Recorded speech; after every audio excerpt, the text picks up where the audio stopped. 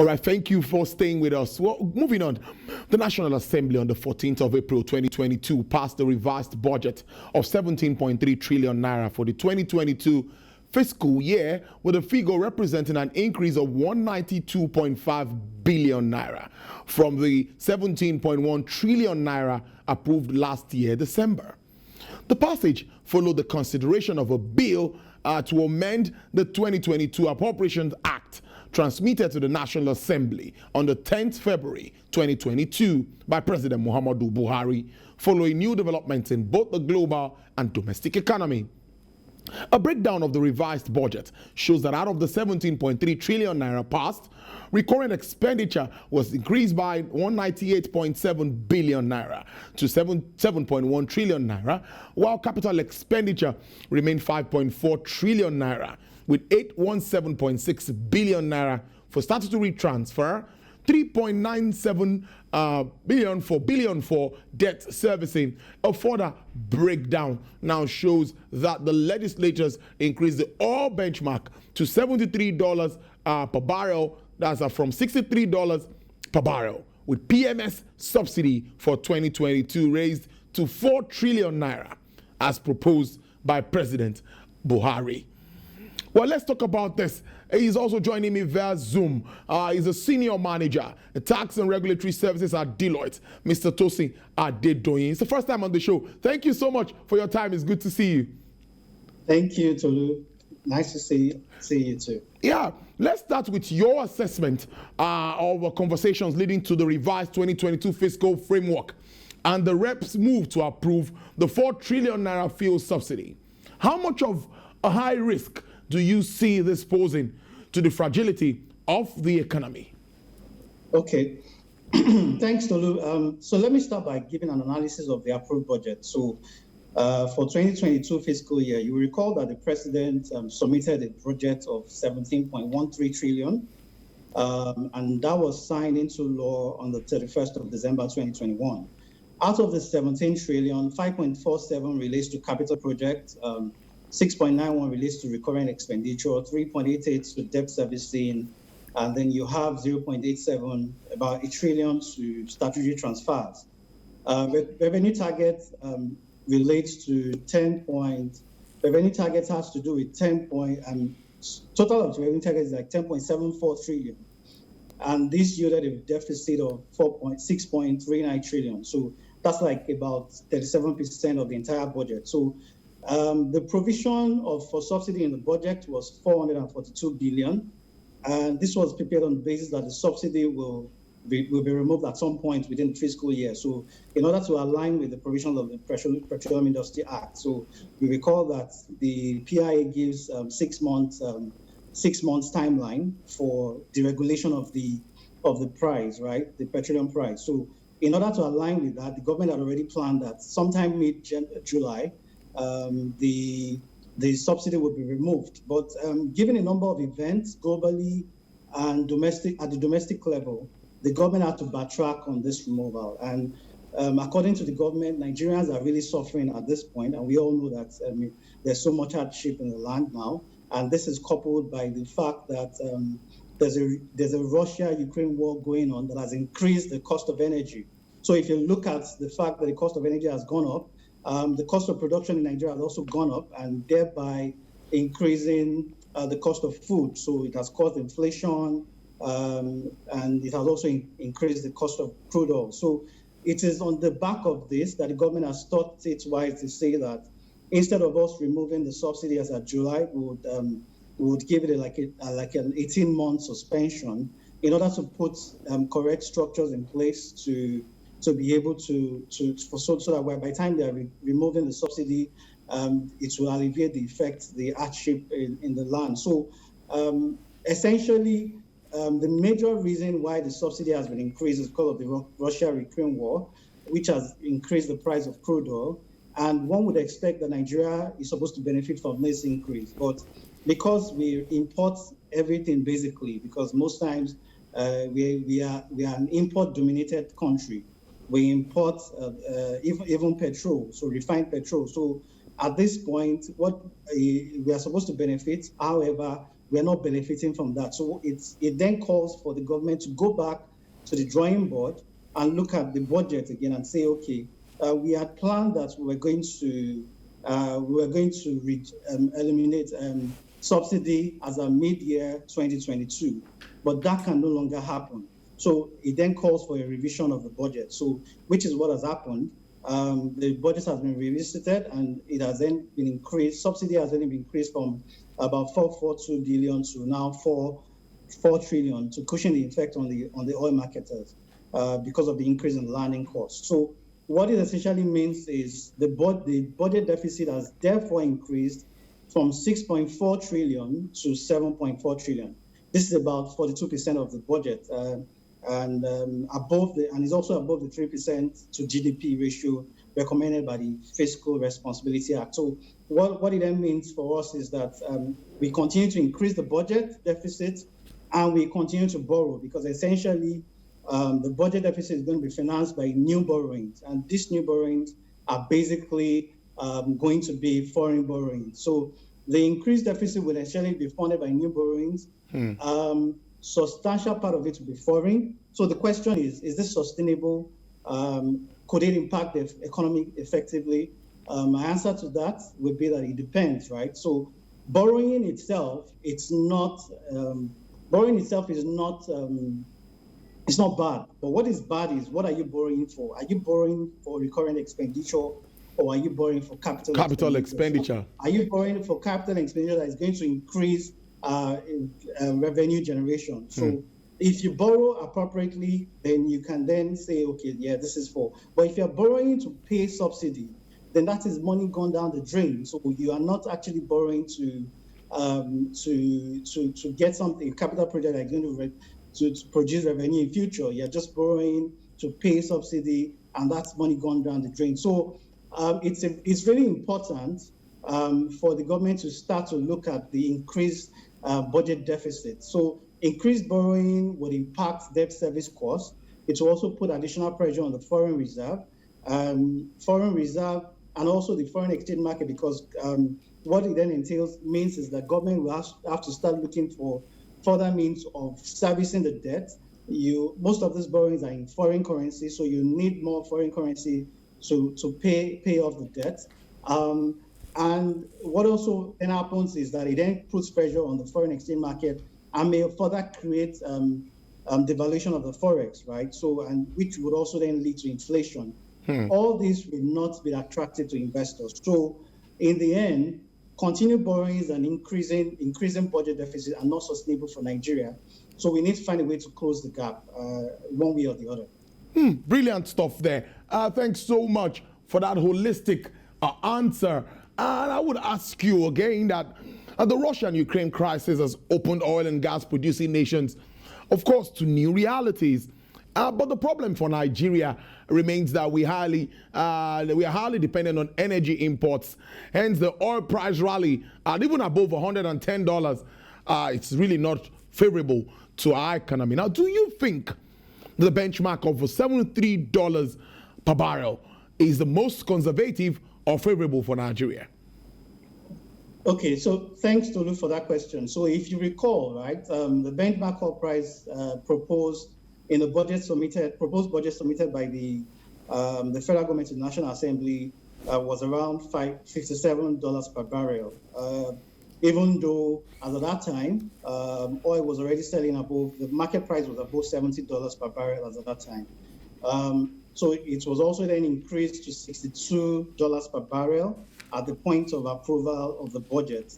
But then it is then further increased now to $73 per barrel, even though the market price is currently $110 per barrel. So what that tells you is that the government has been conservative from the inception. So they've always been conservative, and it's not a bad thing, because being conservative is also a key element of budgeting. You need to put into white, black and white, what you can actually defend and what you think is feasible, right? So clearly the benchmark could have been higher, because now you have $110 per barrel. But I think the government is just trying to be conservative, given the market price. Given that the market price may drop in the long run. If you look at the Russian-Ukraine war, I mean, it could come to a halt in the long run. So what if it comes to a halt in the nearest future and then the prices drop back down? So what do you then do? The government has tried to be cautious in terms of agreeing the benchmark oil price per barrel. So what that means then is that we can then get so much from excess crude oil revenue that we can also put back into use to fund the system. So personally, I think it's conservative. But again, you also need to know that we are living in unpredictable times and full of uncertainties. So it's clearly not out of place to be conservative in order to reduce the odds of what could happen in future. Indeed, we can't predict. But we also continue to miss OPEC quota for production. And we see a reduction, of course, projected oil revenue or oil production volume by 23,000 barrels per day. That's from 1.8 to about 1.6 million barrels per day. The likes of the World Bank are saying that the weak production base will hamper our economic recovery. To what extent do you align with the global body? Oil remains our major source of foreign exchange. Okay. So personally, I think the World Bank is right. If you look at what we are currently producing per day, the OPEC quota is 1.8 million barrels per day, right? If you look at what we did in February 2022, we did about 1.3 million barrels per day production in February 2022. This is far behind the OPEC quota. So what it means is it's going to further impact our ability to finance the budget. So if you look at the budget is 17.13. So it's now 17.39 trillion. So if you are not meeting up with the your production quota, what it means is the oil revenue that has been budgeted will not be met. So if you look at our capacity currently, we can produce 2.5 million barrels per day, but we are not even doing close to that. And this is because of a number of issues. One is the insecurity issues. The second is the oil theft issues. These issues have to be dealt with immediately in order for us to be able to meet our production. So this has also then informed the reduction in the oil production benchmark that has been put in the revised budget, which is now 1.6 million barrels. But even at that, we are not really doing up to that. So we still need to deal with those issues, the issues of insecurity, the issues of oil theft, and deal with them clearly, quickly. Because if we don't do that quickly, it might end up impacting our economy. But then again, don't forget that we just experienced the pandemic, the COVID pandemic, and we have actually come out strong from that. And what has happened is that, we've come out from that because of the growth in the non-oil sector. So if there's a better time to diversify, there's no better time to diversify other than now. So what that means is we need to start looking for better ways of generating revenue due to other sectors, because dependence on the oil sector is not sustainable. Oil cannot continue to be our mainstay. We need to move from oil to other sectors of the economy. We need to do a review of other sectors of the economy that can help us to grow and develop, right? So what do I think government needs to do? Government needs to start increasing non-oil revenue generation, especially in the area of taxes. A lot has happened in the area of taxes. We were able to generate about 6 trillion naira last year. The budget for this year is about 10 trillion, and we also need to meet that and also to finance the budget. So what should government do? Government needs to start expanding the net and block the leakages. So there are a lot of leakages in the system.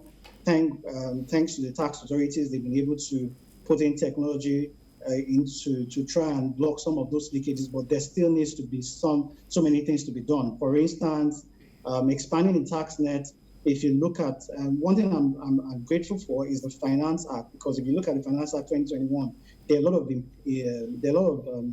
lot of provisions there that would enable increment in tax collections within 2022. So one is the issue of the capital gains tax. If you look at capital gains tax on shares now, so back then you don't have capital gains tax on shares, but if you're selling shares in a Nigerian company, you would have to then account for 10% tax on any gains that you've made. That is going to increase tax collections for the tax authorities. Second is the VAT, the value-added tax. Value-added tax is also going to increase because if you look at the Finance Act has sort of captured the companies operating in the digital economy, right? So what that means is that companies like Amazon and Google can now charge and collect VAT. So that has always escaped the purview of the tax authority before, but now with the advent of the Finance Act and the implementation of the Finance, if properly implemented, is going to see an increase in the tax collections for 2022. So you also have the custom duties, excise duty of non-alcoholic beverages. That's also going to increase tax collection. So in the area of taxes, government needs to block the tax leakages and expand the tax net.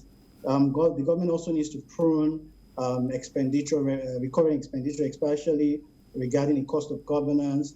Then also put in processes to encourage private sector investments in capital projects, especially. And then we also need to tackle the issue of oil theft. This is a serious issue because we are not able to get enough benefit from our export of crude oil properly. So these are the things that I feel can be done going forward. Staying with the oil and gas space as we wrap up this segment of the show, we see an Appropriations Act of 200 billion naira cut in the provision for federally funded upstream projects from 352 billion naira to about 152 billion naira. Well, that's not really my question.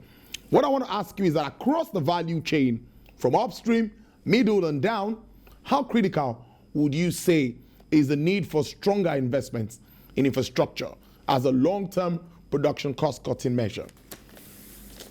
Okay, thanks, Tolu. So if you look at the midstream, especially midstream, downstream, especially, so you'll find out that one issue that has always come to bear is the issue of the refineries. So the refineries are not working. So you have the Port Harcourt refinery, you have the Kaduna, you have the Warri refinery. So an area of infrastructure development, which I see that needs to be enhanced, is the aspect of refineries. So we need to pump so much money. Thank God we are looking at building and revamping the Port Harcourt refinery right now.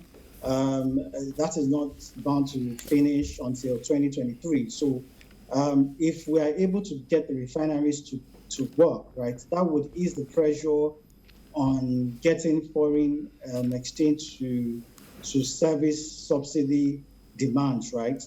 Also, it will ease the pressure on our foreign reserve. It will ease the pressure on the foreign exchange market.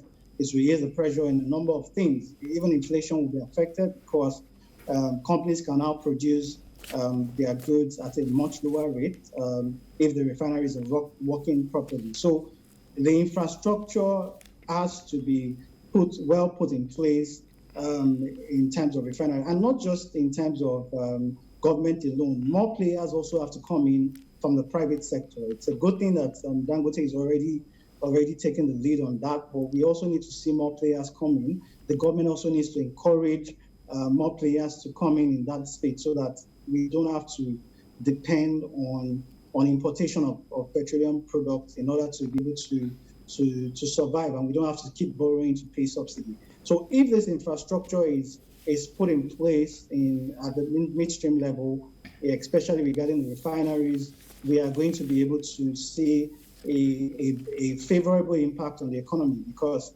you address issues of debt servicing and going out to pay debt borrowings to pay subsidy. You affect the issues of pressure on the foreign reserve, on the foreign exchange market. You're going to affect issues regarding pressure on inflation that comes out from the valuation of the foreign exchange. So a whole lot of things can be tackled by just having the refineries working. So if the refineries work well, we are going to see an uptick in the economy as well. So I feel in the aspect of infrastructure, the refinery has to be developed and gets working. Interesting conversation there. I must thank you so much, Mr. Tosin Adedoyin, who is a senior manager, tax and regulatory services at Deloitte. Do enjoy the rest of your day. Hope to see you again on the show soon. Thank you very much, Tolu. Have a nice day.